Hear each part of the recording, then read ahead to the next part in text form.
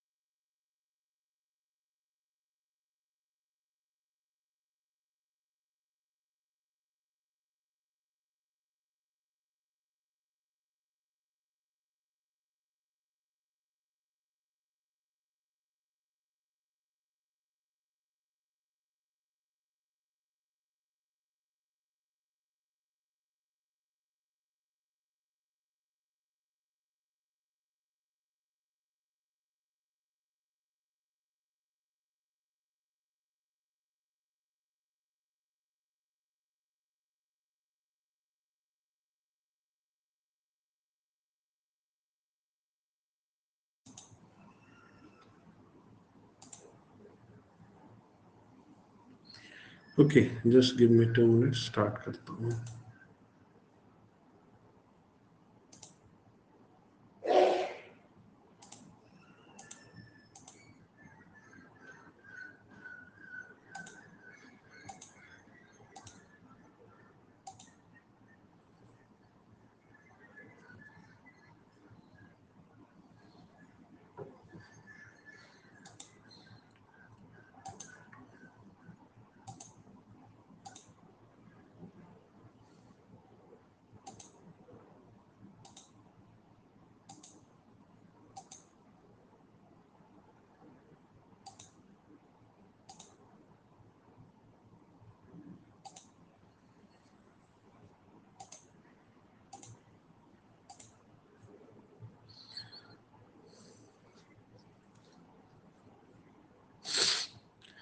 Okay, सो कल हमने monetary policy start की हुई थी, राइट? और उसी को ही एंड करेंगे आज.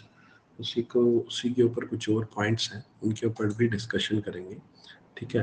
कल मैंने पीडीएफ आपको नहीं दी थी, आज पीडीएफ भी अटैच है. हर एक चीज़ उसके साथ अटैच है यहाँ पर आपकी. मॉनेटरी पॉलिसी क्या होती है बेसिकली, ठीक है. एंड मॉनेटरी पॉलिसी कमेटी जो है, that is constituted under section 45ZB of reserve bank of India act 1934 के तहत बनाई जाती है. ठीक है. ये मैं चीज़ें बता चुका हूँ, बट ऊपर से जो चीज़ें थोड़ी बहुत अगर मुझे लग रहा है कि मैंने एक आधी चीज़ कोई मिस कर दी है, वो मैं पॉइंट्स में बता देता हूँ आपको. ठीक है. ये मैं आपसे डिस्कस कर चुका हूँ, गोल्स सब कुछ.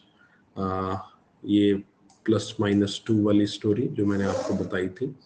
और ये रहे जो 6 मैंने बोले थे पर्सन्स जो होते हैं इसमें इन्वॉल्व होते हैं, जिसमें 3 यहाँ पर आपके रिजर्व बैंक ऑफ इंडिया के और 3 यहाँ पर गवर्नमेंट ऑफिशियल्स होते हैं. उनके नाम है आशिमा गोयल, जयंत आर वर्मा, अंदीश शाकंका भिड़े जी, है ना.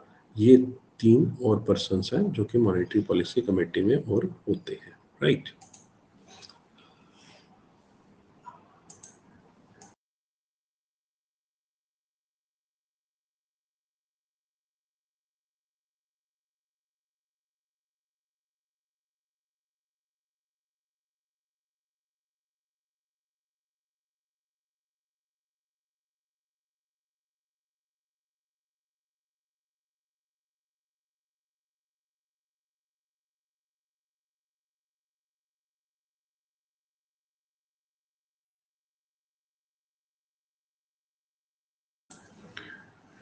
Okay.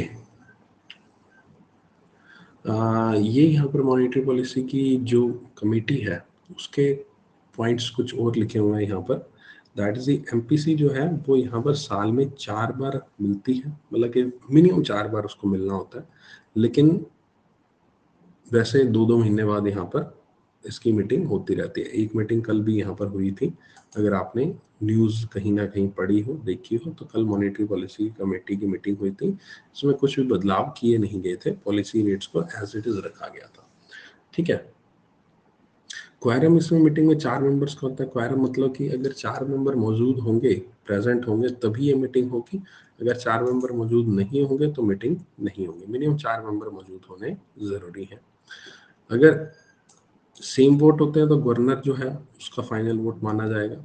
On the 14th day minutes of proceedings of MPC are published, यानी कि जब मीटिंग हो जाती है उसके 14 दिन के भीतर भीतर यहाँ पर इसके मिनट्स जो होते हैं, माइनट्स जो होते हैं, जो आपके मतलब मीटिंग में क्या हुआ क्या नहीं हुआ, क्या क्या बात हुई, एक एक चीज यहाँ पर आपकी लिखी जाती है और पब्लिश की जाती है, पब्लिकली यहाँ पर अवेलेबल करवाई जाती है, वेबसाइट पर आरबीआई की अवेलेबल रहती है। सब कुछ वहाँ पर अवेलेबल रहता है, जो रेजोल्यूशन रहा, वोट किस मेंबर ने कितना दिया, स्टेटमेंट क्या दी। तो once in every 6 month reserve bank is required to publish document monetary policy report, और 6 महीने में एक बार रिजर्व बैंक ऑफ इंडिया को अपनी एक डॉक्यूमेंट भी पब्लिश करना होता है, जो कि कहलाता है मॉनेटरी पॉलिसी डॉक्यूमेंट, जिसमें बहुत सारी चीज़ें और भी एक्सप्लेन की जाती है। काफ़ी अच्छा एक मोटा अच्छा खासा पेजेस का यहाँ पर एक डॉक्यूमेंट देखने को मिलता है। ठीक है। अगर एमपीसी यहाँ पर फेल हो जाती है, तो एमपीसी का फेल होने का मतलब ये है कि अगर हम वो 2 और 6% का जो टारगेट है, मैंने यही कहा था 4% को इन्फ्लेशन को टारगेट लेके चलते हैं, लेकिन अगर 2 से कम या 6 से ऊपर चला जाता है तो इसका मतलब है कि वो यहाँ पर फेल हो गई, यानी कि मॉनेटरी पॉलिसी कमेटी यहाँ पर फेल होगी उस चीज को अचीव करना। तो ये यहाँ पर फेलियर कब माना जाता है? ऐसा नहीं है कि किसी भी क्वार्टर में या किसी भी 2 महीने बाद वो यहाँ पर फेल होगी, है ना, यानी कि 6-7% होगी किसी भी एक बार में तो फेल मानी जाएगी, नहीं। Continue 3 quarters, any 3 consecutive quarters में अगर ये चीज होती है तब जाके वो फेलियर माना जाता है। कंटिन्यू 3 क्वार्टर में, जो कि अभी पिछले साल हुआ था, कंटिन्यू 3 क्वार्टर में हमारी इन्फ्लेशन जो है 6% से ऊपर हो गई थी।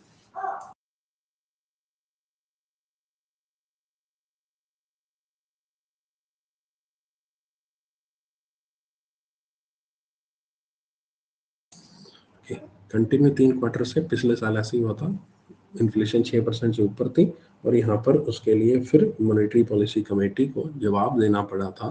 किसको? हमारे भारतीय सरकार को। गवर्नमेंट, सेंट्रल गवर्नमेंट उसके लिए यहाँ पर उनको इशू करती है नोटिस, और सेंट्रल गवर्नमेंट को उनको जवाब देना पड़ता है, आंसर देना पड़ता है, रिस्पॉन्सिबल है, अकाउंटेबल है कि आपने ये टारगेट क्यों नहीं अचीव किया, रीज़न बताना पड़ता है यहाँ पर आपका। उसके लिए क्या क्या स्टेप लिए जाएंगे आरबीआई के द्वारा वो बताने पड़ेंगे आपको, और एक टाइम पीरियड बताना पड़ेगा कि जब ये इन्फ्लेशन टारगेट अचीव हो जाएगा। ये सब चीज़ें पिछले साल आरबीआई ने बताई हुई थी।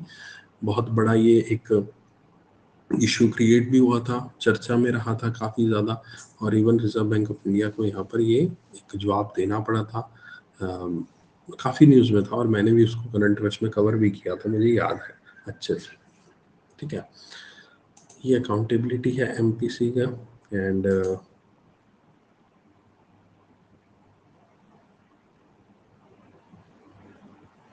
ठीक है, अब टूल्स में बैंक रेट आपको समझा चुका हूँ। ठीक है, मार्जिनल स्टैंडिंग फैसिलिटी, हाँ ये मार्जिनल स्टैंडिंग फैसिलिटी समझाया था कि नहीं समझाया था? समझाया था क्या?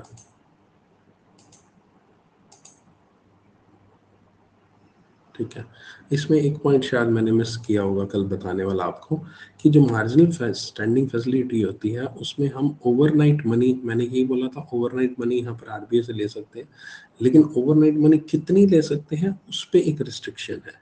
ओवरनाइट मनी यहाँ पर हम ले सकते हैं up to 2% of their NDTL outstanding at the end of second preceding fortnight. जो यहाँ पर अब मार्जिनल स्टैंडिंग फैसिलिटी में क्या होगा? मार्जिनल स्टैंडिंग फैसिलिटी में आपको उधार लेना है, यही था, और कितने के लिए लेना है? रातों रात के लिए, एक रात के लिए उधार लेना है। जब आप उधार लेंगे तो उसके बदले में क्या करेंगे? गवर्नमेंट सिक्योरिटीज यहाँ पर आप उसके लिए गिरवी रखेंगे। गवर्नमेंट सिक्योरिटीज जो गिरवी रख सकते हैं उसमें, वो यहाँ पर कितनी रख सकते हैं? वो रख सकते हैं आप यहाँ पर maximum to maximum 2% of their NDTL, maximum to maximum 2% of NDTL रख सकते हैं।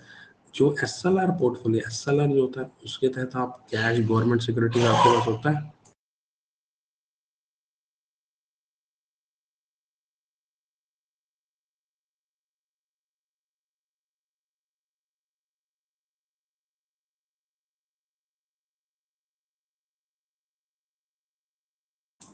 मैं ना 5 मिनट में क्लास लेता हूँ, just give me 5 minutes and I will continue. ठीक है, अभी स्टार्ट करते हैं।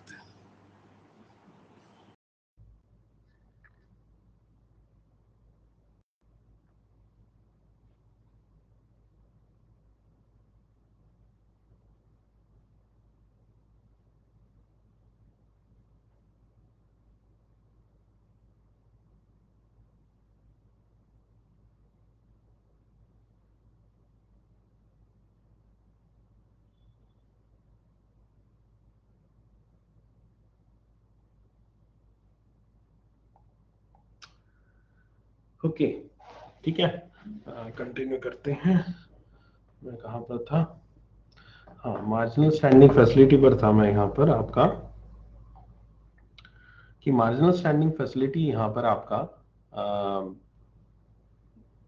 कितना मैक्सिमम मार्जिनल स्टैंडिंग फैसिलिटी के तहत आप पैसा उठा सकते हो, that is up to 2% of their NDTL, और वो भी आपको अपने एसएलआर पोर्टफोलियो में जो गवर्नमेंट सिक्योरिटीज पड़ी हैं उसमें से यहाँ पर आपको इजाजत है पैसा उठाने की। एसएलआर पोर्टफोलियो में से अपना गवर्नमेंट सिक्योरिटीज को उठाकर उसको यहाँ पर गिरवी रख सकते हो। ठीक है, उसमें आपके पास पड़ी है गवर्नमेंट सिक्योरिटीज और आप गिरवी रख सकते हो, ये चीज की जा सकती है। और ये चीज यहाँ पर आपकी 2%, अच्छा ठीक है, बस 2% तक आपकी हो सकती है। ये चीज मैंने यहाँ पर आपको बताई थी। ठीक है, मार्जिनल स्टैंडिंग फैसिलिटी कल हो गया था, और ये एक डिफरेंस दे रखा है, ये आप पढ़ लेना, आपको समझ में आ जाएगा। CRR मैंने बता दिया था, SLR मैंने बता दिया था, एंड हाँ, अगला एक पॉइंट है,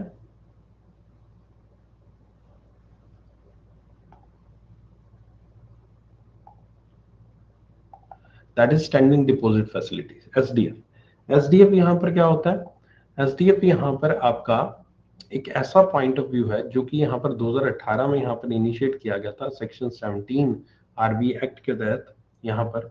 अच्छा, सेक्शन 17 से याद है, जितनी भी आप डेफिनेशन पढ़ोगे ना, मान लीजिए आप CRRS की डेफिनेशन जब पढ़ोगे तो यहाँ पर नहीं, चलो छोड़ो, सेक्शन 17 जो है RBI act standing deposit facility यहाँ पर डिफाइन किया गया है इसके तहत, और ये भी एक तरह का मेजर ही है जो कि यहाँ पर मॉनेटरी पॉलिसी के तहत लिया जाता है। बस फर्क इतना है जो हमने बाकी पढ़े हैं और इसमें, कि ये एक ऐसा टूल है जिसके थ्रू यहाँ पर बिना किसी सिक्योरिटी दिए यहाँ पर आपका रिजर्व बैंक ऑफ इंडिया इसको अलाउ करता है। कोई भी आपको पैसा उठाओ आप यहाँ पर रिजर्व बैंक ऑफ इंडिया से, या फिर उनको एक्सेस कैश दो।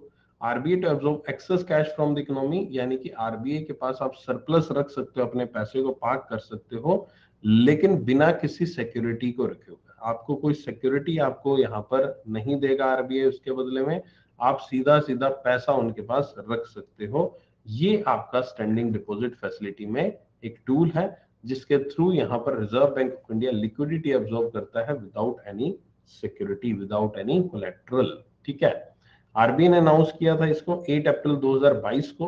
ऐसे 2018 की अमेंडमेंट की थी, लेकिन ऑपरेशन में 2022 में यहाँ पर इसको अनाउंस किया था, जिसमें यहाँ पर लिक्विडिटी, जिसमें यहाँ पर SDF स्कीम का जिक्र किया था।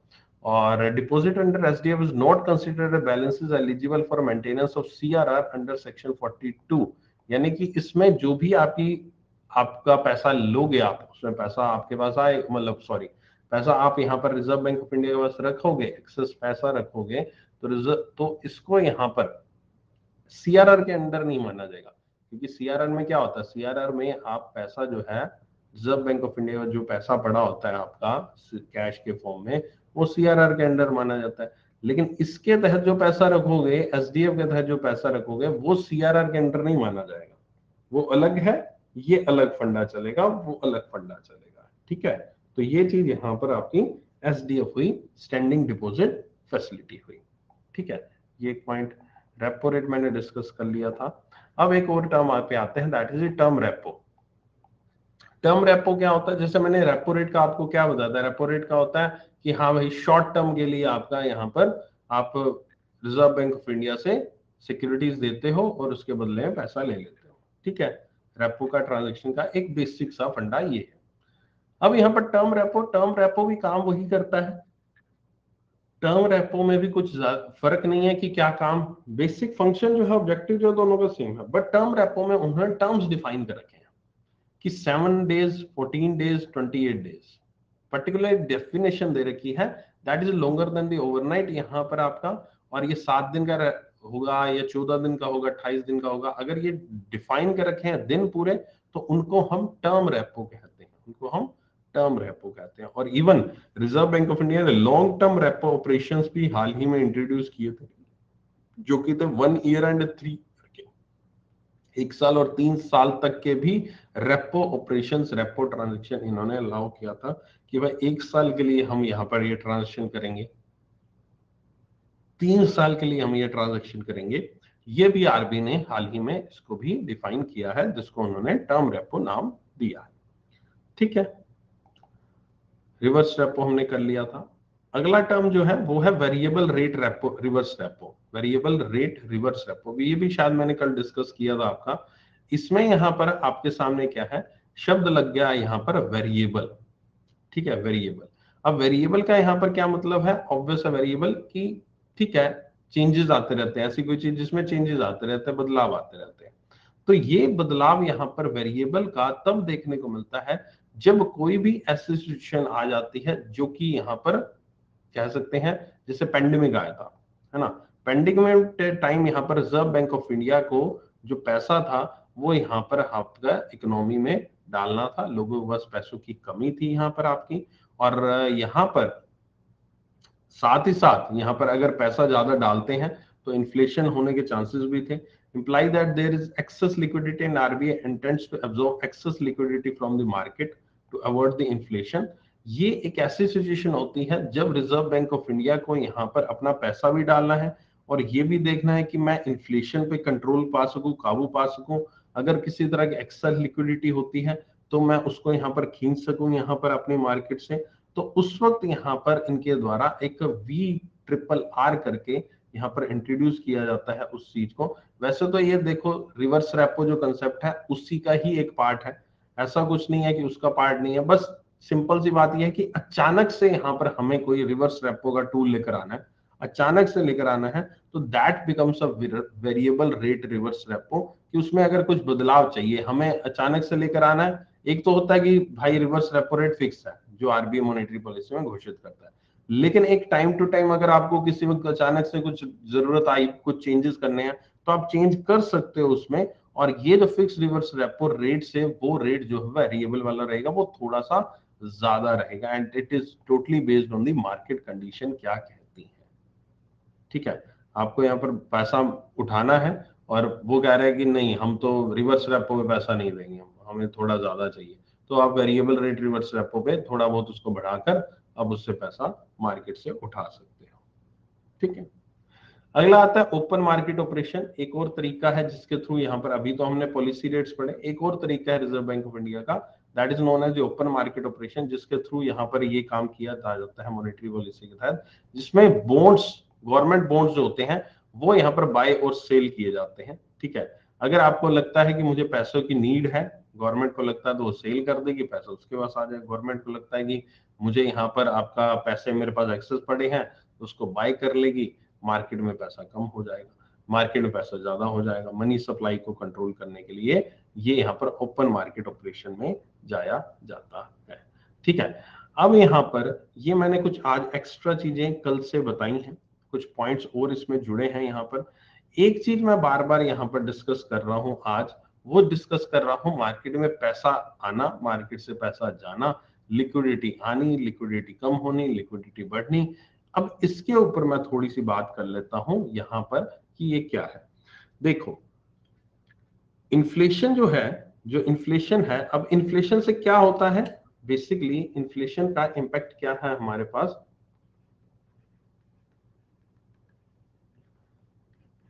कि जब भी किसी चीज के प्राइस इंक्रीज होते हैं, राइट, किसी चीज के प्राइस इंक्रीज हुए, अब जब किसी चीज के प्राइस इंक्रीज होते हैं तो यानी कि मुझे क्या करना है, इस चीज के प्राइस को कंट्रोल में लाना है।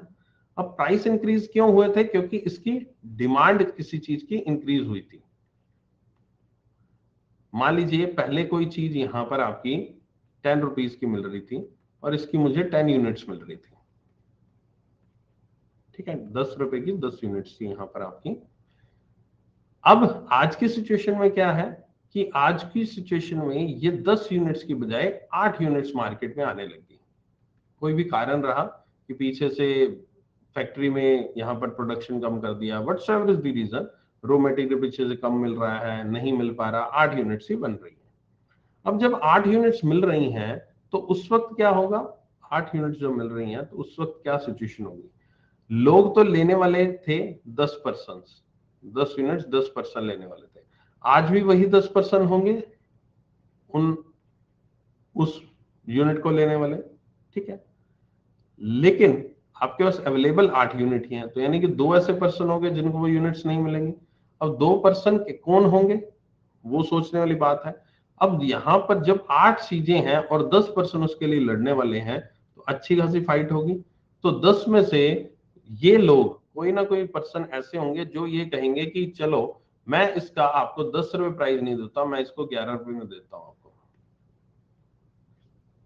तो ऑब्वियस है जो बेचने वाला है वो तो लालच में आएगा, वो कहेगा ठीक है यार बढ़िया है ना, मेरी चीज की कमी हो रही है और मेरी चीज की जैसी कमी हो रही है ये लोग डिमांड कर रहे हैं और ज्यादा पैसा देने के लिए तैयार है, ठीक है। तो वो चीज 11 रुपए में आपकी हो जाएगी और 8 यूनिट्स उनको दी जाएगी जो कि 11 रुपए देने के लिए तैयार है। 2 लोग यहाँ पर 11 रुपए देने को तैयार नहीं है मान लीजिए, तो उनको वो चीज नहीं दी जाएगी, ठीक है। तो ये हुआ आपका सप्लाई, यहां पर पीछे सामान की शॉर्ट हुई जिसकी वजह से यहां पर डिमांड जो है वो इंक्रीज हुई और डिमांड इंक्रीज की वजह से आपका प्राइस बढ़ गया, ठीक है, प्राइस बढ़ गया। अब ये चीज को कंट्रोल कैसे किया जा सकता है? इस चीज को कंट्रोल करने का तरीका या तो आप सप्लाई पूरी प्रॉपर कर दो, ठीक है, या तो सप्लाई आप पूरी प्रॉपर कर दो, सप्लाई को आप इंक्रीज कर दो। ये चीज एक ऑप्शन ये है हमारे पास, ठीक है। दूसरा ऑप्शन आपके पास ये है कि यहां पर लोगों के हाथ में जो पैसा है, अब इनमें 2 लोगों के हाथ में भाई साहब अफोर्ड करने के लिए पैसा नहीं था ना 11 रुपए, लोगों के हाथ में कहां था पैसा? 2 रुपए, जो 2 लोग थे वो 11 रुपए नहीं दे सकते थे, इसलिए वो नहीं खरीद पाए।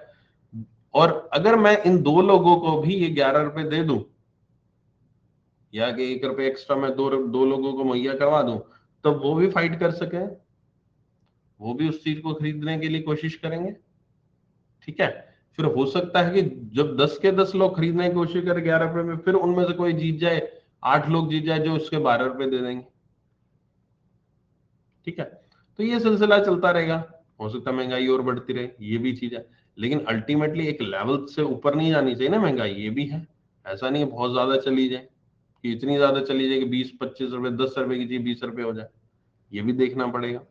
तो कहने का तात्पर्य ये है कि अगर मुझे यहाँ पर ये चीज करानी है लोगों को कि 8-10 के 10 लोगों को मुझे अफोर्ड करवाना है 11 रुपए के प्राइस पे, तो मैं उनकी परचेजिंग पावर को बढ़ा दूं, उनकी चीज की खरीदने की क्षमता को मैं इंक्रीज कर दूं, ठीक है।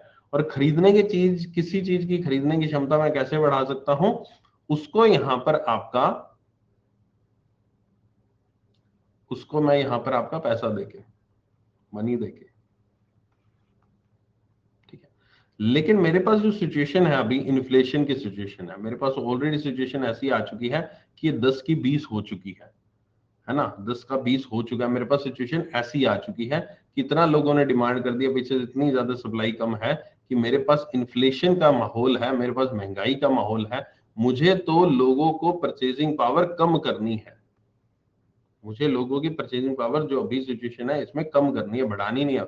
बढ़ाई तो मैंने स्टार्टिंग में थी, शुरुआत में की थी, लेकिन तब इन्फ्लेशन नहीं हुआ था, मैंने धीरे धीरे थोड़ी थोड़ी लोगों को पैसा देना शुरू किया था। लेकिन अब माहौल जो है अब थोड़ा सा आउट ऑफ कंट्रोल जा चुका है और अभी फिलहाल सिचुएशन ऐसी है कि 20 रुपए 30 रुपए लोग ऐसे ही डिमांड कर रहे हैं। क्यों डिमांड कर रहे हैं? क्योंकि उनके पास पैसा खूब है, चाहे वो 5 लोग के पास पैसा खूब है, चाहे 4 के पास पैसा खूब है, 1 के पास है, लेकिन है। तो उनकी परचेजिंग पावर को मुझे कंट्रोल में करना है। तो उनकी परचेजिंग पावर को कंट्रोल में कैसे करूंगा कि उनके हाथ से जो पैसा है जो उनको दिया जा रहा है, यानी कि जो उनको मनी सप्लाई दी जा रही है, उसको मैं कंट्रोल में करके, और मनी सप्लाई कंट्रोल में कैसे कर सकता हूं?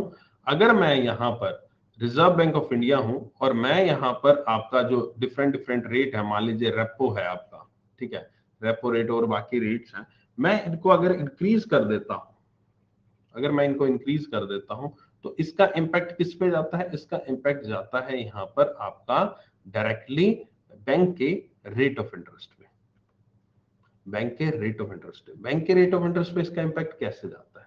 अब थोड़ा सा अलग कंसेप्ट सीखते हैं, फिर उसके बाद दोबारा से इस कंसेप्ट पे आएंगे, ठीक है। अभी मैं आपको बताने वाला हूं रेपो लिंक्ड लेंडिंग रेट के बारे में, RLLR के बारे में, ठीक है। रेपो लिंक्ड लेंडिंग रेट जो है, ये आखिरकार क्या है? रेपो लिंक्ड लेंडिंग रेट यहां पर एक बेसिक रेट है या फिर एक मिनिमम रेट ऑफ इंटरेस्ट है, मिनिमम रेट ऑफ इंटरेस्ट है, जो कि यहां पर रिजर्व बैंक ऑफ इंडिया के द्वारा, जो कि यहां पर रिजर्व बैंक ऑफ इंडिया के द्वारा, सॉरी, जो कि मिनिमम रेट ऑफ इंटरेस्ट है जो कि बैंक्स के द्वारा कस्टमर से चार्ज किया जाता है जब वो लोन देते हैं। This the minimum rate of interest जो कि यहां पर सभी बैंक्स अपने कस्टमर्स को आपका चार्ज करते हैं जब भी वो लोन उनको देते हैं। ये जो रेपो लिंक लेंडिंग रेट है, ये यहां पर कोई फिक्स नहीं होता है, ये वेरी करता है, चेंज होता है, वेरिएबल होता है यहां पर, और ये हर एक बैंक का डिफरेंट होता है, नॉट फिक्स्ड एंड डिफरेंट हर एक बैंक का, इट वेरी, ठीक है, वेरी करता है। अब ये बनता कैसे है, होता कैसे है? आपका जो रेपो रेट आएगा, आपका जो रेपो रेट आएगा, है ना, मान लीजिए फॉर एग्जांपल रेपो रेट 6% है, जस्ट एन एग्जांपल, ठीक है। यानी कि ये वो रेट ऑफ इंटरेस्ट है जिस पे रिजर्व बैंक ऑफ इंडिया आपका पैसा देगा, किसको? बैंक्स को देगा, ठीक है। तो यानी कि बैंक्स के पास मिनिमम पैसा 6% पे मिला है, ओके। बैंक्स इसके ऊपर अपनी कैलकुलेशन लगाएगा, अपना थोड़ा बहुत और खर्चा वर्चा लगाएगा, जो भी खर्चा बैंक को होना है, किसी भी तरह का खर्चा बैंक को हो रहा है, बैंक अपनी कोस्टिंग वोस्टिंग लगा देगा, बैंक कहेगा मुझे इस पे कोस्टिंग 2% आती है और खर्चा मेरा, तो बैंक यहाँ पर जो रेपो लिंक्ड लैंडिंग रेट है, RLLR है, वो मिनिमम 8% कर देगा। मिनिमम आपका bank 8% repo link landing rate अपना डिसाइड कर लेगा। मैं फिर से कह रहा हूं, ये repo link landing rate depend करता है, बैंक टू बैंक डिफर करता है, वेरी करता है बैंक टू बैंक, और ये फिक्स नहीं होता, ये भी बदलता रहता है। कितना समय बाद बदलेगा? टोटली डिपेंड कि रेपो रेट कब बदल रहा है। रेपो रेट मान लीजिए 5.5 कर देते हैं, तो ऑब्वियस है ये भी फिर 7.5 हो जाएगा, ठीक है। तो ये जब भी यहाँ पर ऐसा कुछ बदलाव होगा तो बैंक कुछ ना कुछ दिन में, कुछ एक हफ्ते के अंदर अंदर इसके बदलाव भी यहाँ पर देखने को मिल जाते हैं। तो ये मिनिमम रेट ऑफ इंटरेस्ट हुआ जिसपे बैंक्स यहाँ पर लोन का इंटरेस्ट यहाँ पर चार्ज करेंगे कस्टमर से, RLLR हुआ, ठीक है। अब यहाँ पर बैंक मिनिमम इंटरेस्ट है जो चार्ज करेंगे, बैंक इसके ऊपर भी चार्ज कर सकता है, ऐसा नहीं है बैंक इसके ऊपर चार्ज नहीं करता, बैंक इसके ऊपर भी कर सकता है। और ये जो मैंने कहा था कि वेरी करता है बैंक टू बैंक, क्यों वेरी करता है? क्योंकि देखो पीछे से रेपो तो सेम है, लेकिन ये जो आता है ना, ये खर्चा, बैंक का मार्जिन, बैंक का थोड़ा बहुत प्रॉफिट बैंक ने लगा लिया वगैरह वगैरह, ये सब चीजें ये वेरी करती है बैंक टू बैंक। क्यों? क्योंकि मान लीजिए बहुत बड़ा बैंक है, तो ऑब्वियस उसके खर्चे थोड़े से इन कंपैरिजन, मतलब कि पर यूनिट खर्चे की बात करो हो सकता है कम हो, है ना। मान लीजिए स्टेट बैंक ऑफ इंडिया है, अब स्टेट बैंक ऑफ इंडिया बहुत बड़ा बैंक है ना। आप कहोगे उसके तो सर बड़ा बैंक है तो खर्चे ज्यादा, एम्प्लॉय ज्यादा है, सब कुछ ज्यादा, नहीं, सब कुछ इतना ज्यादा है कि उनका जो एवरेज कॉस्ट आती है वो कम हो जाती है। वही आता है ना, एक आपने चीज प्रोड्यूस करी 10 यूनिट, एक 100 यूनिट प्रोड्यूस करो, तो जो 10 यूनिट बनाने का खर्चा है और 100 यूनिट बनाने का खर्चा है, पर यूनिट बनाने की कॉस्ट जो है वो 100 यूनिट में कम आएगी। होता है, बल्क में कोई चीज बनाई जाती है तो उसका खर्चा कम आता है ना, सिंपल सरल भाषा में बात करें तो बल्क में कोई चीज, तो वैसे ही स्टेट बैंक ऑफ इंडिया है, तो उसका यहाँ पर ये जो फंडा है ना, ये जो मार्जिन है, ये यहाँ पर इवन कम ही होगा। ठीक है, तो यहाँ पर आप इस चीज को अनुभव भी कर सकते हो कि आप थोड़ा सा जब रिसर्च करोगे बाद में, शाम को सुबह करना जरूर, कि आपको पता फील होगा कि स्टेट बैंक ऑफ इंडिया का RLLR जो है बाकी बैंक से कम होता है, या फिर उन्होंने बराबर कर रखा होगा, जरूरी नहीं कम ही हो, लेकिन कहीं ना कहीं फील होगा कि हाँ कभी किसी टाइम पे कम था, मतलब कम करने की वो कोशिश करते हैं, उनका कम रहता है बाकी बैंक से। या फिर जो बड़े बैंक है HDFC ICICI, ये भी यहाँ पर मतलब जो बड़े बैंक होगा उसका RLLR in comparison to the other bank हल्का फुल्का, चाहे 0.5 हो, 0.05 हो, चाहे 0.10 कम हो, लेकिन वो कोशिश करते हैं हम कम करें, क्योंकि उनका यहाँ पर एक बल्क में हिसाब किताब कहें तो वो उनका बेटर है। तो ये यहाँ पर मैंने अपना RLLR डिसाइड कर लिया, और RLLR किस पे डिपेंड करता है? Repo link. इसी के ऊपर रेपो लिंक्ड लेंडिंग रेट कहते हैं इसको, लेंडिंग रेट, लोन का रेट। अब बैंक्स यहाँ पर सभी तरीके के लोन 8% पे नहीं देता। बैंक्स जो रेट ऑफ इंटरेस्ट इस पे चार्ज करता है वो इसके ऊपर भी होता है। हाँ, कुछ लोन्स होते हैं बैंक में जो इस रेट ऑफ इंटरेस्ट पे दे दिए जाएंगे, दिए जा सकते हैं, कोई दिक्कत नहीं है, बैंक करता है, क्योंकि बैंक ने 2% के अंदर भी अपना कहीं ना कहीं मार्जिन इंक्लूड कर लिया है। और मोर ओवर जरूरी नहीं है ना कि बैंक सारा का सारा पैसा रेपो से ही उठाए, बैंक के खुद के भी तो डिपॉजिट्स हैं, बैंक खुद भी तो डिपॉजिट एक्सेप्ट करता है, current account, saving account, term deposit, वहां से भी तो पैसा उठाकर लोन के फॉर्म में दे सकता है। तो वहां से उठाकर बैंक पैसा लोन के फॉर्म में दे देगा, तब भी उसको प्रॉफिट बन जाएगा 8% में। ठीक है, तो इसलिए यहाँ पर इस रेट ऑफ इंटरेस्ट पे भी आप लोन दे सकते हो। बहुत सारे लोन्स बैंक के द्वारा यहाँ पर उसके जो repo link lending rate basic base है उसी पर ही दे दिए जाते हैं। लेकिन मैक्सिमम जो लोन्स होते हैं आपके, आप ये कह लीजिए 80% लोन जो बैंक के होते हैं, 80 to 90%, वो इसके ऊपर भी कुछ ना कुछ चार्ज किया जाता है।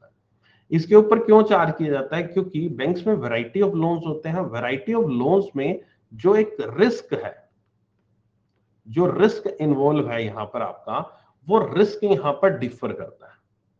जो रिस्क इन्वॉल्व है हर एक टाइप ऑफ लोन पे, वो यहाँ पर आपका रिस्क जो है वो डिफर करता है। अब रिस्क डिफर कैसे करता है? फॉर एग्जांपल यहाँ पर मान लीजिए एक हाउसिंग लोन मेरे पास कोई व्यक्ति आया लेने, ठीक है, वो एक गवर्नमेंट एम्प्लॉय है,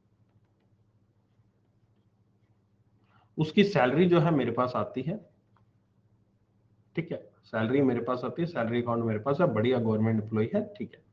एक मेरे पास व्यक्ति आया और वो यहाँ पर एक कोई प्राइवेट एम्प्लॉय है, उसकी सैलरी भी मेरे पास नहीं आती है, प्राइवेट है, 2 साल पहले किसी कंपनी में था, 2 साल इस कंपनी में, ठीक है। तो ये यहाँ पर आपका 2% मेरे पास हाउसिंग लोन लेंगे।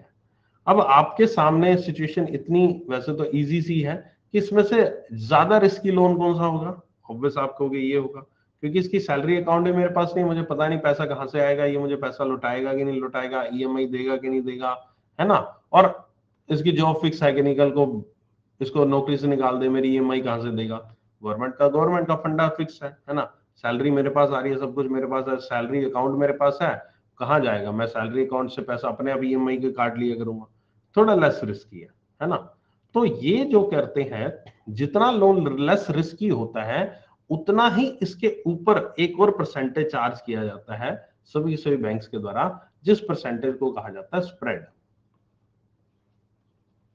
ये स्प्रेड जो चार्ज किया जाता है, ये डिपेंड करता है कि आपका लोन कितना रिस्की है, कितना कम रिस्की है। अगर आपका लोन बहुत ज्यादा कम रिस्की है तो हम स्प्रेड जो है बहुत कम रख देते हैं, हम मान लीजिए 0.5% स्प्रेड कर देंगे। अगर हमें लगता है कोई लोन रिस्की है तो हम उसका स्प्रेड 2% तक कर देंगे। ये कोई फिक्स नहीं है कि 0.5 और 2% की रेंज में रहेगा। जस्ट एन एग्जांपल जो मैंने दिया, 8.10 कर दिया, 8.20 कर दिया, हमें लगता है बहुत ज्यादा रिस्की, हम 10% कर देंगे। ये चीज यहाँ पर वैरी करती है, और ये चीज यहाँ पर स्प्रेड जो होता है ओवर एंड अबव आपका RLLR के होता है, और ये जो स्प्रेड प्लस RLLR का जो अमाउंट है, ये मिलाकर आपका रेट ऑफ इंटरेस्ट जो हम चार्ज करते हैं किसी कस्टमर से, वो बनते हैं। तो RLLR तो होता है कि मिनिमम रेट ऑफ इंटरेस्ट जो बना, ठीक है, RLLR तो वो हुआ जो मिनिमम रेट ऑफ इंटरेस्ट बना, और जो एक्चुअल रेट ऑफ इंटरेस्ट बनेगा वो RLLR प्लस स्प्रेड यहाँ पर इंक्लूड किया जाएगा। स्प्रेड आपका 0 भी हो सकता है, स्प्रेड आपका कितना भी हो सकता है, वेरी करता है लोन टू लोन। और ये रिस्क आखिरकार हम कैलकुलेट कैसे करते हैं, रिस्क को कैलकुलेशन करने का क्या तरीका है? क्या मैं मैनुअल कैलकुलेट करता हूँ, भाई गवर्नमेंट एम्प्लॉय है ठीक है, नहीं इसको 0.5 लगा दो, अच्छा ये प्राइवेट एम्प्लॉय छोड़ यार ये रिस्क है इसको 2% लगा दो, ऐसा तो नहीं है ना? ऑब्वियस है कोई ना कोई मेजरमेंट होगा। जी हाँ, इसका मेजरमेंट है, प्रॉपर मेजरमेंट है, रिस्क कैसे कैलकुलेट किया जाए, है ना? रिस्क को कैलकुलेट करने के लिए यहाँ पर सभी के सभी बैंक्स के पास उनके एक इंटरनल सॉफ्टवेयर होते हैं जिसको हम इंटरनल रेटिंग मैकेनिज्म कहते हैं। इंटरनल रेटिंग मैकेनिज्म होता है वो। इस इंटरनल रेटिंग मैकेनिज्म को सभी बैंक्स में अलग अलग नामों से जाना जाता है। जिस भी नाम से उनका सॉफ्टवेयर होता है उस सॉफ्टवेयर को उसके नाम से जाना जाता है ना? अलग अलग सॉफ्टवेयर होते हैं ना, उस सॉफ्टवेयर को अलग अलग नामों से जानते हो आप। माइक्रोसॉफ्ट वर्ड हुआ वगैरह वगैरह, है ना, पावर पॉइंट हुआ, ये हुआ, फोटोशॉप हुआ वगैरह वगैरह, आप अलग अलग सॉफ्टवेयर अलग अलग नाम है। वैसे ही बैंक्स के पास अलग अलग सॉफ्टवेयर, सभी बैंक्स के अपने अपने सॉफ्टवेयर है, उनके अलग अलग नाम दे रखे हैं। अब ये सॉफ्टवेयर होता है, इस सॉफ्टवेयर में क्या होता है, इस सॉफ्टवेयर में आपको कुछ डाटा इनपुट करना होता है। और डाटा किस चीज का डालना होता है? डाटा डालना होता है कस्टमर का, बोरोवर का। जो कस्टमर बोरोवर आपके पास लोन लेने आता है उसका डाटा उसमें डालना होता है। उसके अंदर एक पूरा पूरा चार्ट होता है, उसमें सारा का सारा डाटा कस्टमर के बारे में डाल देंगे, नाम, पता, कितने साल का बिजनेस है, क्या कर रहा है, किस टाइप की इंडस्ट्री में काम कर रहा है। अच्छा, फिर बैलेंस शीट डाल देंगे, बंदे ने पिछले साल कितनी सेल की, इस बार कितनी की, अगली कितनी करने जा रहा है, प्रॉफिट कितना कितना कैसे कैसे है, अच्छा बिजनेस कैसा चल रहा है, नहीं चल रहा है, अच्छा क्रेडिट इंफॉर्मेशन रिपोर्ट क्या आ रही है, कितना स्कोर आ रहा है, ये है वो है। इस तरह की ना जाने 50 तरीके की आइटम्स वहां पर सॉफ्टवेयर में पूछी जाती हैं और 50 तरीके के आइटम्स को डालते हैं कि एक्सीलेंट है, गुड है, इसका बिहेवियर कैसा है, मार्केट रेपुटेशन कैसी है वगैरह वगैरह। छोटी मोटी आइटम्स और भी पूछी जाती हैं जिसमें कुछ फाइनेंशियल पैरामीटर्स भी होते हैं, यानी कि बैलेंस शीट भी हम उसके अंदर डाल देते हैं बंदे की, जो कि अपने आप वो सॉफ्टवेयर एनालिसिस कर लेता है कि बैलेंस शीट के अकॉर्डिंग यहाँ पर ये सही है क्या नहीं है, सही यहाँ पर सब कुछ ओके है क्या नहीं ओके। और दूसरा नॉन फाइनेंशियल पैरामीटर, जो भी मैंने आपको कई वर्ड्स आपको बताए मैंने, ठीक है। तो ये सारी सारी जब जिंगल मिंगल हो जाता है, इनका डाटा इनपुट कर दिया जाता है, उसके बाद हम यहाँ पर उस डाटा को सबमिट कर देते हैं और हमारा जो इंटरनल रेटिंग मैकेनिज्म है, जो सॉफ्टवेयर है, वो अपनी कैलकुलेशन के हिसाब से जो भी उसको एल्गोरिदम स्टार्टिंग में बनाने के लिए डाला गया था, जब यहाँ पर सॉफ्टवेयर बनाया गया था, एल्गोरिदम जो भी डाला गया था, उस एल्गोरिदम के बेस पर वहां पर वो उस कस्टमर को रेटिंग दे देता है, उस कस्टमर को रेटिंग दे देता है। और वो कस्टमर की जो रेटिंग होती है वो डिपेंड करती है यहाँ पर 1 से 10 मान लीजिए फॉर एग्जांपल, क्योंकि कई बैंक्स में ये सॉफ्टवेयर 1 से 10 की रेटिंग देगा, कई बैंक्स में ये सॉफ्टवेयर ABCD के फॉर्म में रेटिंग देगा, है ना, कई बैंक्स में ये सॉफ्टवेयर 1 से 100 की रेटिंग देगा। तो टोटली वेरी करता है कौन सा सॉफ्टवेयर कौन सी बैंक है ना। तो मान लीजिए ये जस्ट मैं 1 से 10 की बात कर लेता हूँ, एक एग्जांपल लेके 1 से 10 की वो देता है, तो इसमें एक जो होगा वो बेस्ट होगा और 10 जो होगा वर्स्ट होगा, है ना। तो अगर उसके सॉफ्टवेयर के द्वारा उस कस्टमर को रेटिंग दी जाती है 4, तो यानी कि ठीक है, बहुत ज्यादा रिस्की नहीं है लेकिन इतना ज्यादा बढ़िया भी नहीं है। तो उस सॉफ्टवेयर के अकॉर्डिंग यहाँ पर उन्होंने हर एक बैंक अपना चार्ट बना के रखता है, 1 2 3 4 5 6 7 8 9 ऐसे करके चार्ट बना के रखेगा। और हर एक चार्ट के सामने यहाँ पर आपका हर एक के सामने उसने स्प्रेड यहाँ पर लिखा होता है कि अगर एक आएगी रेटिंग तो मैं उसको 0.10 चार्ज करूँ, 2 आएगी तो 0.20, 0.30, 0.35, है ना, 0.45 चार्ज कर लिया, 0.60 चार्ज कर लिया, समझ गए। तो ये चीज यहाँ पर मतलब जस्ट एग्जांपल दे रहा हूँ, हो सकता है 0.50 हो सकता है 1% हो सकता है 2% हो सकता है 2.5 हो, यहाँ पर हो सकता है 3 हो जाए, यहाँ पर इस तरह से यहाँ पर वो बढ़ते रहते हैं। तो हम इतना स्प्रेड यहाँ पर RLR के ऊपर चार्ज करेंगे जितना हमारे सॉफ्टवेयर ने उसकी रेटिंग जो है वो दी है।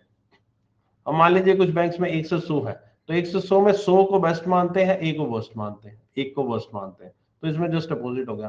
तो कहने का तात्पर्य ये है कि सॉफ्टवेयर के मैकेनिज्म पे हमें नहीं जाना, हमें जाना है, समझना है कि जितना ज्यादा यहाँ पर वर्स्ट रेटिंग होती जाएगी उतना ज्यादा उसका स्प्रेड जो है वो इंक्रीज होता जाएगा, जितनी वर्स्ट रेटिंग उतना स्प्रेड उसका ज्यादा होगा। यही चीज यहाँ पर हमें समझ आती है, जिसके बेस पर सभी से बैंक्स अपना फाइनल जो रेट ऑफ इंटरेस्ट है वो डिसाइड करते हैं, फाइनल रेट ऑफ इंटरेस्ट यहाँ पर डिसाइड करते हैं। कस्टमर को बोला जाता है कि आपका इतना रेट ऑफ इंटरेस्ट आपको चार्ज किया जाएगा, ये रेट ऑफ इंटरेस्ट आपको देना पड़ेगा बैंक में हमें। आपकी यहाँ पर रेटिंग वेटिंग ये आई है, आपका डाटा हमने डाला था, सब कुछ ये है, और हमारा मिनिमम RLLR ये आपका बनता है। समझ गए रेपो लिंक लेंडिंग रेट का कंसेप्ट, है ना? कुछ नया सीखा होगा, कुछ नया समझा होगा।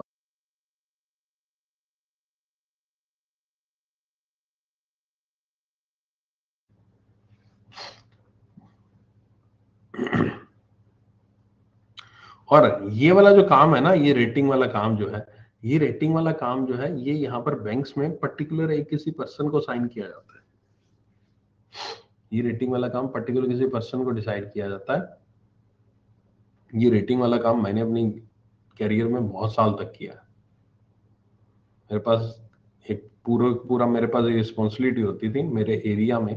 तकरीबन यहाँ पर हम ऑफिस के अंदर काम करते हैं, मेरे पास काफी सारी ब्रांचेस हमारे ऑफिस के अंदर आती थी।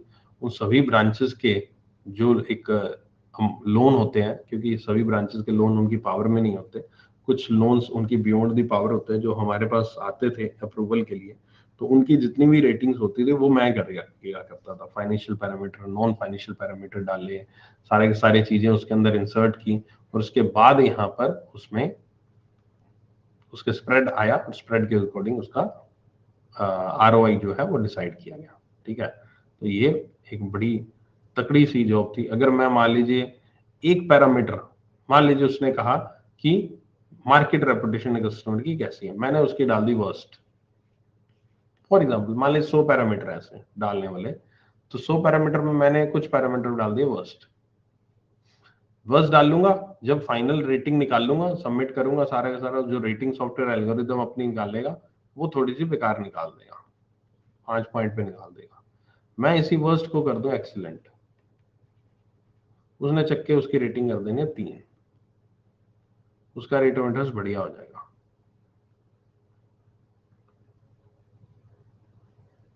इस चीज से क्या समझे, क्या सीखे इस चीज से?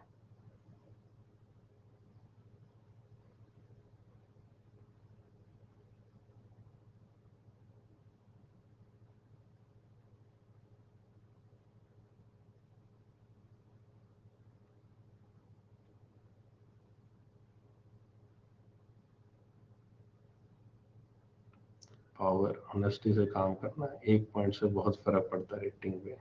स्कैम, अपना क्रेडिट बना के रखें, कमी होगा तो बढ़िया होगा, ज्यादा होगा तो खराब होगा। क्या सीखे बताओ तो सही, क्या सीखे इस चीज से?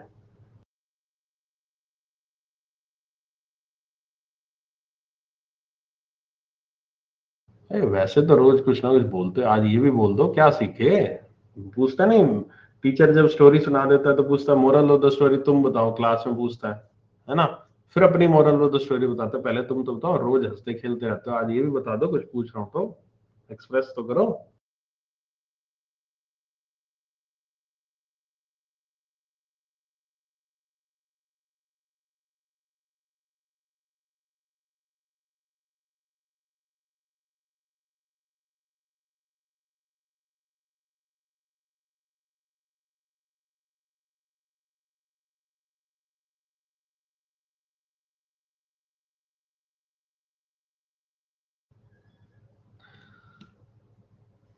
रेट सीखे कैसे डिसाइड होता है? मैनिपुलेशन।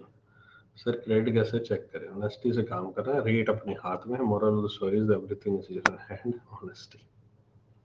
ठीक है, क्रेडिट का टॉपिक नहीं आ सका। ठीक है, देखो हम हमेशा कहते हैं ना कि अपना काम करो, है ना, दूसरे क्या सोचते हैं इसके बारे में नहीं सोचना चाहिए। तो उसका एक लाइव एग्जांपल आपके सामने है कि मैंने आपको एक चीज पूछी, उसके 10 तरह के उत्तर यहाँ पर मिल रहे हैं, तो फिर इतना टेंशन क्यों लेनी, लोग क्या सोचते हैं ना? क्योंकि सभी लोग कुछ ना कुछ सोचेंगे, आप कुछ मर्जी कर लो, चाहे आप अच्छी चीज कर लो चाहे बुरी चीज कर लो, कुछ ना कुछ लोग सोचेंगे। ठीक है,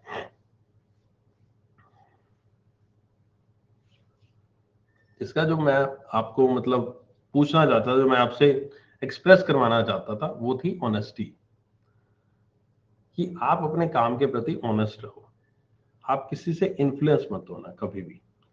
यहाँ पर क्या होगा, अगर आपको ये काम दिया जाता है, रेटिंग का काम दिया जाता है, तो एक थोड़ा सा, ये तो नहीं कहूंगा रिस्की जॉब है, बट हाँ थोड़ी रिस्पॉन्सिबिलिटी की जॉब है, थोड़ी ज्यादा अच्छी खासी, कि ऑब्वियस है कि उस कस्टमर की जो रेटिंग है, रेट ऑफ इंटरेस्ट है, वो डिपेंड करेगा रेटिंग के ऊपर।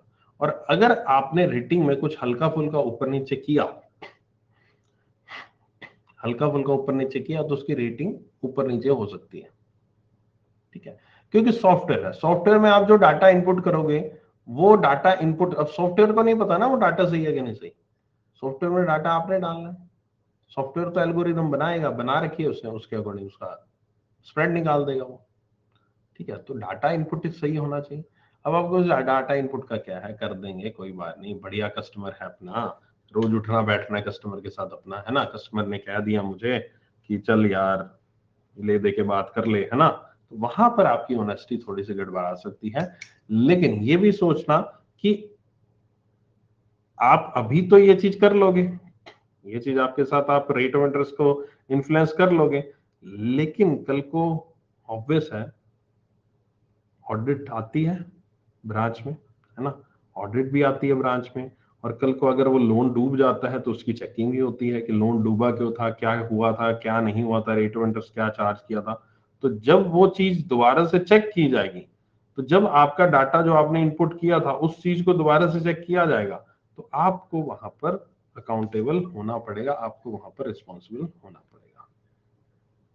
ठीक है, तो वहां पर पकड़े जाओगे आप। तो इसलिए जो भी काम करो बैंक में, किसी भी तरह का काम करो, उसको ऑनेस्टी के साथ करो, क्योंकि बैंक में यहाँ पर आपका कभी भी किसी वक्त भी अगर आप कुछ भी गड़बड़ करते हो, तो फ्यूचर में उसके इम्प्लीकेशन हो सकते हैं। और फ्यूचर में इम्प्लीकेशन करने का मतलब ये नहीं है कि 1 साल बाद 2 साल बाद इम्प्लीकेशन हो सकते हैं, कभी फ्यूचर में उसके इम्प्लीकेशन जो 4 5 10 साल बाद भर भी निकल कर सामने आ सकते हैं।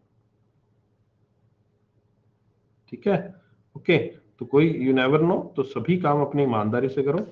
जहां पर पैसा इन्वॉल्व होता है वहां पर लालच बहुत ज्यादा हो जाता है। बैंक में सारा खेल ही पैसे का है, और यहाँ पर आपका लालच आना स्वाभाविक है। तो उस लालच से थोड़ा सा दूर रहकर अपनी नौकरी के ऊपर ध्यान देकर ऑनेस्टी के साथ काम करें, ईमानदारी के साथ काम करें, जो आपकी सैलरी आती है उसको पूरा जस्टिफाई करें, और यहाँ पर प्रॉपर तरीके से अपने करियर को आगे बढ़ाएं।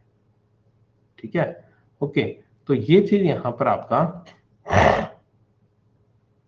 इंश्योर करनी होती है आपको। अगर आप इस पर्टिकुलर, वैसे तो ये चीज जरूरी नहीं है कि आप रेटिंग सॉफ्टवेयर का मैकेनिज्म देख रहे हैं तभी आपको इंश्योर करनी है, ये रूटीन में भी आपके बैंक के ऑपरेशन में, आपके बैंकिंग के काम में, किसी भी काम में, चाहे आप अकाउंट ओपन ही क्यों ना कर रहे हैं, चाहे आप यहाँ पर आरटीजीएस ही क्यों ना कर रहे हैं, या कुछ भी आप काम कर रहे हैं बैंक का, चाहे लोन ही दे रहे हैं, तो हर एक जगह पे ये चीज आपको समझनी पड़ेगी, और जरूर इसको एम्प्लाई अपने पास अप्लाई करना पड़ेगा आपको अपनी डेली रूटीन में।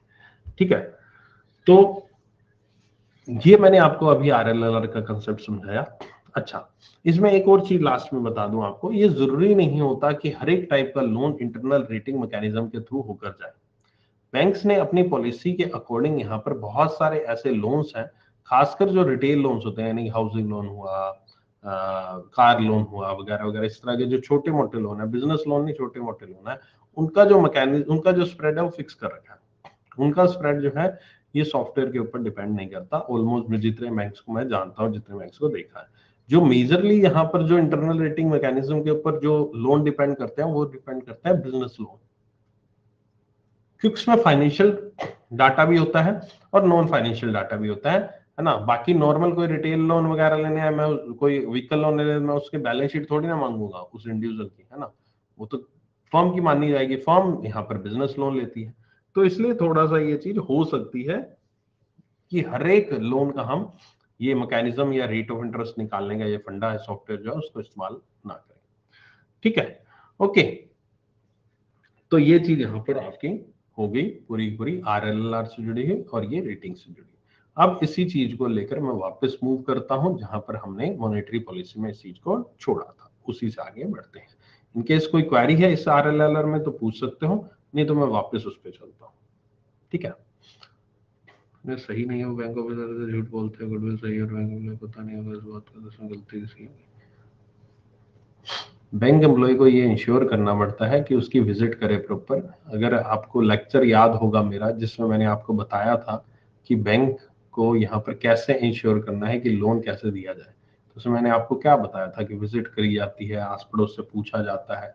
ऐसे थोड़ी ना आप लोन दे दोगे, उसके आस पड़ोस से जानकारी लोगे, प्राप्त करोगे, उसके बारे में पूछोगे, पड़ोस में जाके उसके रेफरेंस लोगे, वो चीज करनी पड़ेगी आपको। पड़ोस से, आस पड़ोस से, मार्केट में किसी उसी तरह का बिजनेस करने वाले दूसरे व्यक्ति से उसके बारे में पता चल जाएगा, ठीक है। बताने को तो तुम भी बता दो, मैं सारा दिन पढ़ाई करता हूँ। अब तुम्हारे मम्मी पापा को क्या पता, है ना, कि तुमने यहाँ पर खोल तो मेरी क्लास रखी है उनके लिए, और सामने व्हाट्सएप वेब खुला हुआ है ना, तो लैपटॉप पे ही व्हाट्सएप पे वेब पे चैटें चल रही हैं। माता पिता तो समझ रहे हैं क्लास ले रहा है बच्चा, चल रही है सामने व्हाट्सएप पे चैटें, है ना। होता है कि नहीं होता, सही है कह रहा हूँ, टेलीग्राम पे चैट चल रही है। जितने लोग हंस रहे हो सारे के सारे ये कांड करके बैठे होंगे, सब पता है।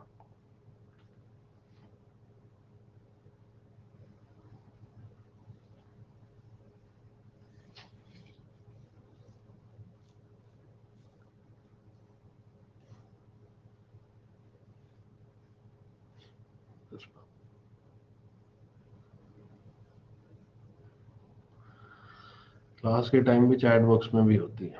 हाँ, मुझे क्या पता किसका किसके साथ टांका भिड़ा हुआ है। क्लास में कोड वर्ड में बात करते होंगे, या बाद में बात करने का मौका मिल जाता है क्लास की चैट से, है ना। कई लोग क्या होता है, जैसे ही क्लास खत्म हुई उसके बाद शुरू हो जाएंगे, अरे तुम्हें मालूम है आज वो ऐसे वैसे रोस्ट हुआ था, अच्छा सर ने आज आज ऐसे ऐसे बात की थी, अच्छा यार वो पॉइंट सर ने बताया था वो समझ नहीं आया, जरा बताना मेरे को, बस इतना ही तो। लेकिन अच्छा वो पॉइंट शायद समझ सब आ गया हो, अरे यार वो ना स्प्रेड सर ने बताया था, वो समझाना यार, वॉइस नोट भेजना मेरे को समझा के, थोड़ा मेरे को समझ नहीं आया था। बस फिर जैसे अरे यार तुम तो बहुत अच्छा समझाती हो, है ना, तुम भी क्यों नहीं पढ़ा देती बैंकिंग अवेयरनेस, तुम्हें तो बहुत अच्छे से आता है। अच्छा मेरे पास ना तो छोट डाउट्स है, वो भी क्लियर कर दोगी, है ना।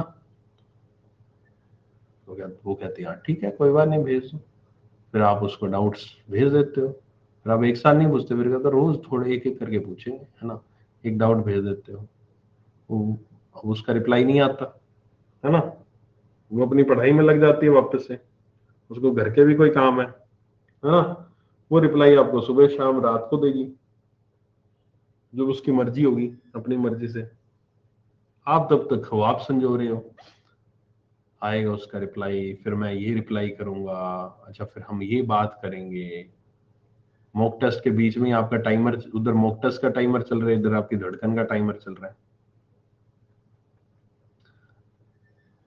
राइट। आया नहीं, उसका मैसेज नहीं आया, बार बार मोबाइल चेक करना, अरे यार उसका मैसेज नहीं आया, उसको मैसेज तो मेरा डिलीवर हो ही गया होगा ना, हाँ हाँ मैसेज तो डिलीवर हो गया, उसने मेरा मैसेज क्यों नहीं देखा आज। फिर रात को रिप्लाई आएगा उसका, आ गया रिप्लाई, अच्छा एक बात बताओ सुबह से कहाँ बिजी थी क्या, तुमने मेरे मैसेज का रिप्लाई नहीं किया, है ना। नहीं वो एक्चुअली आज मैं ना कहीं गई हुई थी मार्केट में, मम्मी के साथ काम था, वहां चली गई, फिर एक दो मॉक टेस्ट मैंने लगाए, फिर क्लासेस थी, तो मैंने अपने मोबाइल को ज्यादा देखा नहीं, फिर मैं उसी में बिजी थी।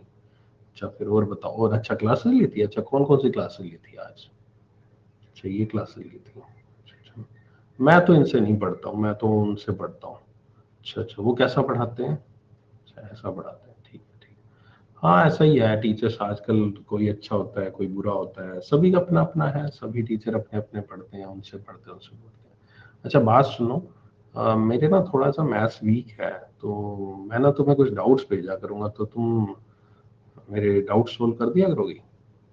हाँ हाँ भेज दिया करो, मैं देखूंगी कर दिया करूंगी, ठीक है। अच्छा और फिर क्या हाल चाल, है ना, सब बढ़िया, सब बढ़िया। अच्छा फिर कोई बात तो करने वाली है नहीं, है ना, फिर भी कुछ ना कुछ 2 मिनट 3 मिनट बाद कुछ सोच के और कुछ, तो फिर आगे करियर का क्या सोचा है? बैंक में करियर बनाना है, आगे आरबी ग्रेड जाना है, यूपीएससी करना है, क्या विचार है? फ्यूचर की बात है। अच्छा, वो कहती है मम्मी पापा शादी के बारे में सोच रहे हैं। शादी के बारे में इतनी जल्दी सोच रहे हैं? अच्छा, ये बात है।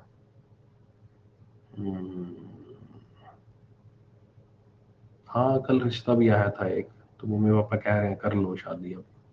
तो हो सकता है कि मुझे टाइम दिया मम्मी पापा ने 3 महीने का, देखो इस 3 महीने में होता है, नहीं तो मेरा शादी हो जाएगी। फिर एकदम से अंदर से दिल से आवाज आती है, छन से जो टूटे कोई सपना, जग सुना सुना लागे, जग सुना सुना लागे, कोई रहे ना जब अपना। कि आपने तो ख्वाब संजो लिए थे कि आपका सिलेक्शन तो 3 साल से हो नहीं रहा था, और आपको कोई उम्मीद नहीं है मेरा 6 महीने में सिलेक्शन हो जाएगा, है ना? 3-4 साल आपको और लगने थे, क्योंकि आपने इस तरह की चैटें और भी कईयों के साथ की, तो सिलेक्शन कहाँ से होगा, है ना? तो इसलिए फिर दिल टूटना स्वाभाविक है कि इसकी तो शादी हो जाएगी 3 महीने में। फिर अगले दिन डाउट छोड़ो, जब पता ही है कि नहीं यहाँ बात बनने वाली, फिर अगले दिन डाउट छोड़ो, मतलब बात ही करनी छोड़ देते हैं, है ना? फिर उसका कभी 3-4 दिन में मैसेज आता है, अच्छा तुमने डाउट नहीं पूछे, तुमने कहा ना मैथ्स में डाउट है। अरे नहीं नहीं, वो मैंने टीचर ही बदल लिए थे, वो तुमने जो टीचर सजेस्ट किए तो उन्हीं से पढ़ने लगे, वो डाउट रहे ही नहीं अब कोई, अब मैथ्स बढ़िया लगने लगी। अच्छा ठीक है, चलो okay bye tata take care, है ना? चलो फिर एग्जाम बताना कैसा गया एग्जाम। हाँ हाँ बताऊंगा, जरूर बताऊंगा, है ना? यहाँ पर फिर स्टोरी एंड हो जाती है।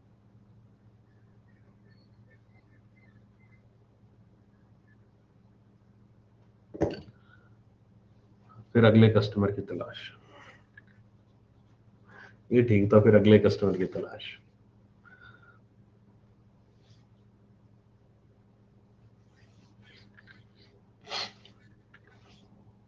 सर आपके साथ ऐसा हुआ है क्या? अगर मेरे साथ ऐसा होता तो मेरे साल भर में नौकरी ना लग जाती, है ना?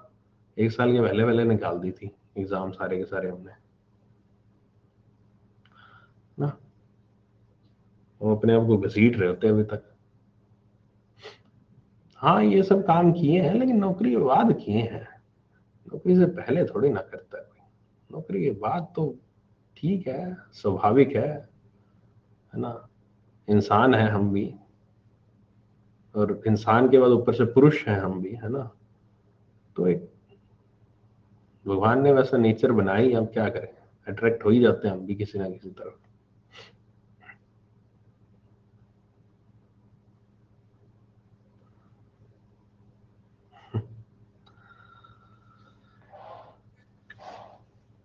सर आपका लव मैरिज है क्या अरेंज मैरिज? कल क्या हुआ कि मैं कुछ क्या कर रहा था, एक सेकंड आपको बताता हूँ।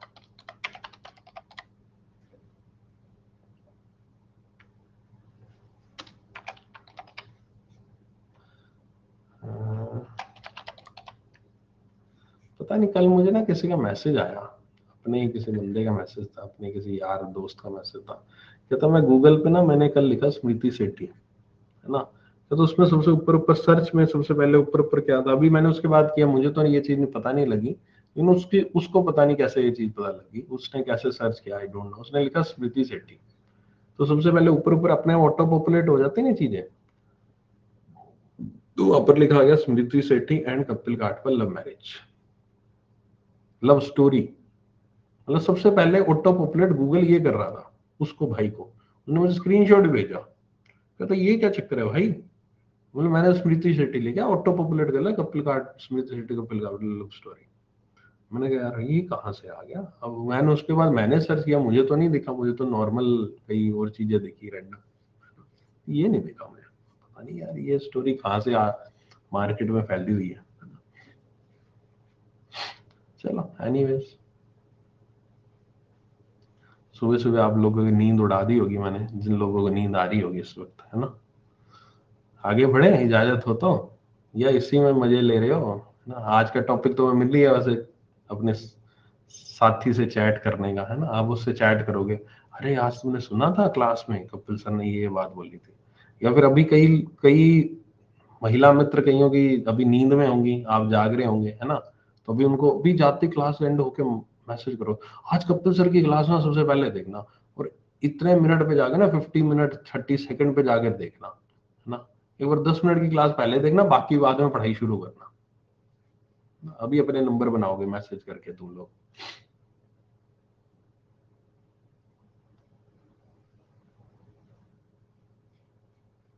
सारे हंस रहे हैं, सारे के सारे कर्मकांडी हो तुम लोग। सुधर जाओ, सुधर जाओ, सुधर जाओ। 6 महीने बाद कर लेना, जिंदगी बहुत लंबी है अभी, अभी सुधर जाओ, फोकस कर लो अपनी पढ़ाई पे, नहीं तो 6 महीने कब 6 साल में बदल जाएंगे पता भी नहीं चलेगा। मजाक नहीं कर रहा। हैशटैग एक्सपीरियंस बोलता है, बता रहा हूं भाई,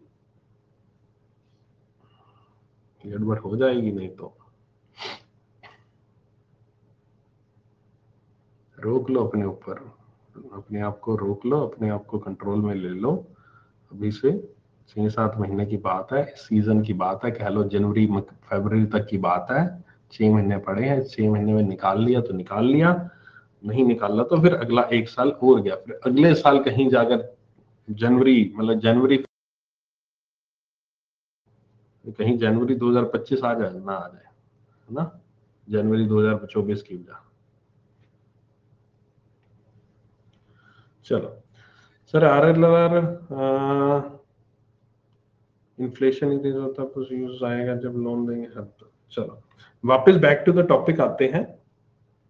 बैक टू द टॉपिक में क्या कह रहा था मैं यहाँ पर, कि मैंने यहाँ पर आपको बताया कि हम यहाँ पर उसको मनी जो सप्लाई है उसको कंट्रोल करते हैं। और उसको कंट्रोल हम कैसे करते हैं, अगर आपका रेपो जो है उसको इंक्रीज कर दूं, अगर मैं आपका रेपो इंक्रीज कर दूं तो क्या होगा, RLR इंक्रीज हो जाएगा। RLR इंक्रीज होगा तो इसका मतलब जो रेट ऑफ इंटरेस्ट है वो इंक्रीज होंगे। ठीक है, पहले कोई चीज आपको लोन जो था वो 8% पे मिल रहा था, आज की में वही लोन आपको 8.5% में मिल रहा है। तो इससे क्या होगा, पहले कोई पर्सन 8% पे लोन ले रहे थे, ABC सबने लोन ले लिया। अब जैसे ही लोन महंगा हुआ, A ने यहाँ पर लोन लेने को रिस्ट्रिक्ट कर दिया। ये कहता नहीं यार लोन महंगा है, अपना अपनी पहुंच से बाहर हो रहा है, अपने इतना इंटरेस्ट दे नहीं पाएंगे। ठीक है, तो A ने यहाँ पर ये पैसा, उसने मान लीजिए 10 लाख रुपए लेना था, उसने अब नहीं लिया है, उसने अब नहीं लिया। पहले वो 8% पे उसने एग्री कर लिया था लेने के लिए, राइट। ठीक है, अब जब एग्री कर लिया था तो ऑब्वियस उसके बाद 10 लाख रुपए था, और 10 लाख को वो कहीं ना कहीं तो खर्च करता, किसी न किसी जगह तो देता, बिजनेस में लगाता, बिजनेस बढ़ाता, वगैरह वगैरह करता ना, खर्चा तो था।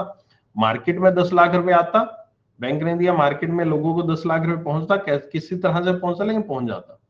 अब इस केस में मार्केट में 10 लाख पहुंचा ही नहीं, 10 लाख नहीं पहुंचा मार्केट में। तो यानी कि यहां पर क्या हुआ, मनी सप्लाई थोड़ी सी कम हो गई, और ये मनी सप्लाई यहां पर बढ़ी हुई नजर आ रही है इन कंपैरिजन टू दिस, है ना। मनी सप्लाई बढ़ गई, मनी सप्लाई यहां पर बढ़ी है, यहां पर है ही नहीं, मनी सप्लाई कंट्रोल में रही है। तो लोगों के हाथ में पैसा कम पहुंचा इस केस में। जब लोगों के हाथ में पैसा कम पहुंचेगा तो इसका मतलब लोगों के जो परचेजिंग पावर है, खरीदने की क्षमता जो है वो कम होगी। जब लोगों को खरीदने की क्षमता कम होगी तो लोग किसी चीज की डिमांड कम करेंगे, और जब डिमांड कम करेंगे तो ऑब्वियस है उसके प्राइस जो है वो यहाँ पर कंट्रोल में आने की उम्मीद है, वो कंट्रोल में आने की उम्मीद है उसकी। इस तरह से हम यहाँ पर जो रेपो है या फिर बाकी पॉलिसी रेट्स हैं उनका इस्तेमाल करते हैं आपका इसको कंट्रोल करने में, और इससे इसको कंट्रोल करने में, और उससे लोगों की जो परचेजिंग पावर है उसको कंट्रोल करने में। लोगों की परचेजिंग पावर इससे कंट्रोल में आती है, और यहाँ पर अल्टीमेटली यहाँ पर मार्केट में जो मनी सप्लाई है वो कंट्रोल में आती है, जिसकी वजह से यहाँ पर आपका लोगों की जो एक परचेजिंग पावर वो यहाँ पर कंट्रोल होगा, जिससे यहाँ पर आपका इन्फ्लेशन जो है वो कंट्रोल में हो सकता है। जस्ट इसका रिवर्स कर लो कि अगर इन केस यहाँ पर RBI को ये लगता है कि मार्केट में मनी सप्लाई ज्यादा देनी है तो रेपो यहाँ पर कम कर देगा, RLR कम हो जाएगा, रेट ऑफ इंटरेस्ट कम हो जाएंगे, लोग ज्यादा लोन लेना शुरू कर देंगे, और मार्केट में पैसा लोगों के पास पहुंच जाएगा। ठीक है, मनी सप्लाई बढ़ जाएगी, लोगों के हाथ में परचेजिंग पावर बढ़ जाएगी, लोग ज्यादा खरीदेंगे ठीक है, ज्यादा खरीदेंगे तो चीजों के प्राइस थोड़े बहुत बढ़ेंगे, लेकिन थोड़े बहुत लिमिट में रहेंगे, कंट्रोल में रहेंगे। अभी फिलहाल जो सिचुएशन है मार्केट में पिछले साल, वो ये थी कि इन्फ्लेशन बहुत ज्यादा स्तर पर था, 6% को क्रॉस कर चुका था यहाँ पर, जो कि नहीं किया जाना चाहिए था। कंटिन्यू 3 क्वार्टर में यहाँ पर ये 6% जो ऊपर आरबीआई से गवर्नमेंट ऑफ इंडिया ने जवाब मांगा, और फिर अब जाकर 6% के नीचे आए, क्योंकि पिछले कुछ साल में यहाँ पर रेपो रेट कंटिन्यूसली इंक्रीज किया जा रहा था।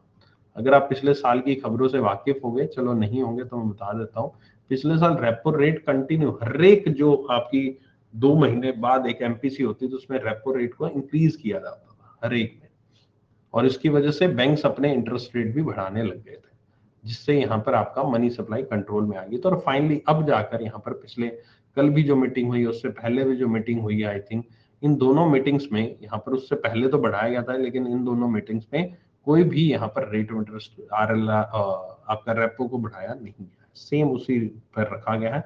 और उम्मीद है कि हाँ, उम्मीद तो यही है कि अगर 2 क्वार्टर एटलीस्ट और देखेंगे, मतलब कि दो मीटिंग समझ लीजिए, 2 या 3 मीटिंग और ऐसी होंगी 6 महीने का समय, और ऐसा ही जाएगा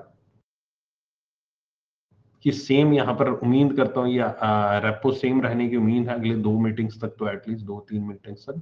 उसके बाद अगर आपको आरबीआई को लगता है कि यहाँ पर जरूरत है यहाँ पर आपकी और पैसे की, तो वो फिर रेपो को यहाँ पर और डिक्लाइन करना शुरू कर सकता है, और मार्केट में फिर मनी सप्लाई को दोबारा से किया जा सकता है, जो चाहिए, जितना पैसा चाहिए मार्केट में।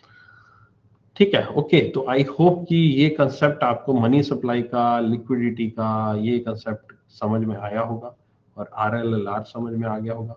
मेरी तरफ से मैंने मॉनेटरी पॉलिसी जो समझानी थी वो मैं पूरी समझा चुका हूँ आपको।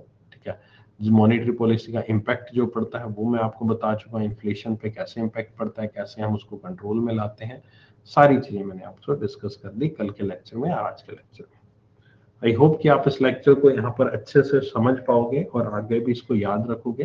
काफी इंपॉर्टेंट लेक्चर है, not from the exam point of view, but a general understanding आपको आसपास की दुनिया के जो जनरल अंडरस्टैंडिंग होती है वो यहाँ पर आपको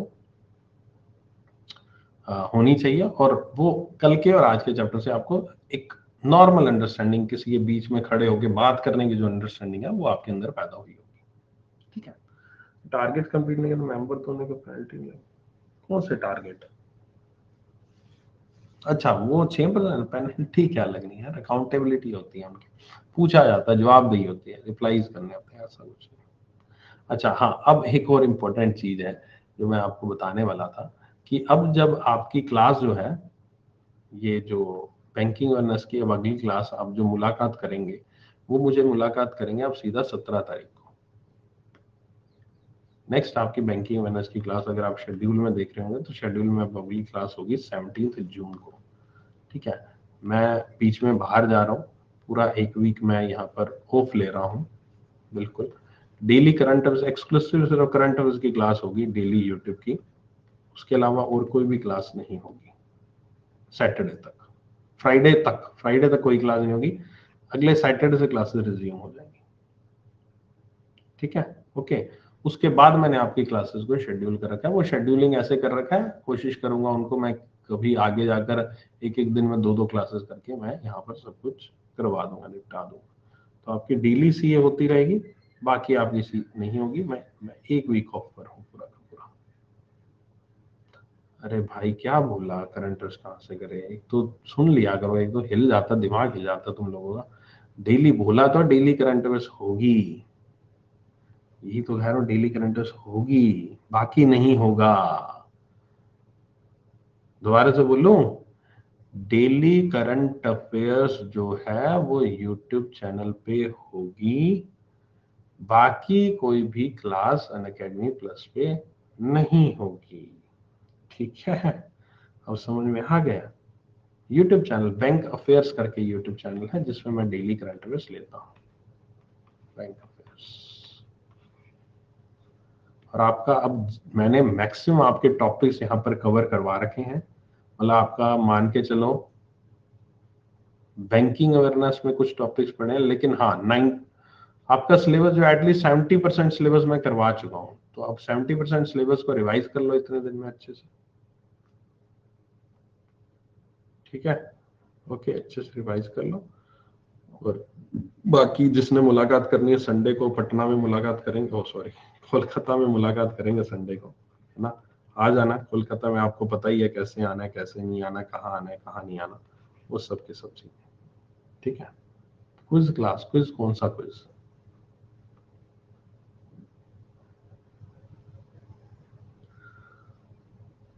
तो संडे कोलकाता में मुलाकात करेंगे।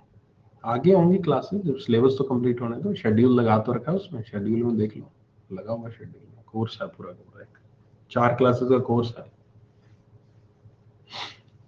ठीक है। एनीथिंग एल्स, कुछ और पूछना है आपको?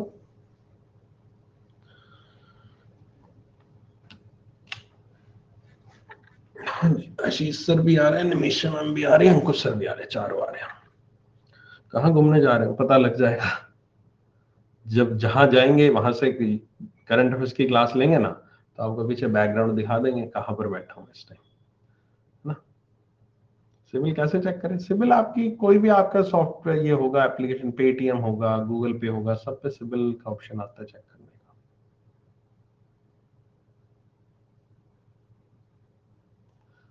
ठीक है। हाँ सब दिखा दूंगा, होटल भी दिखा दूंगा बस।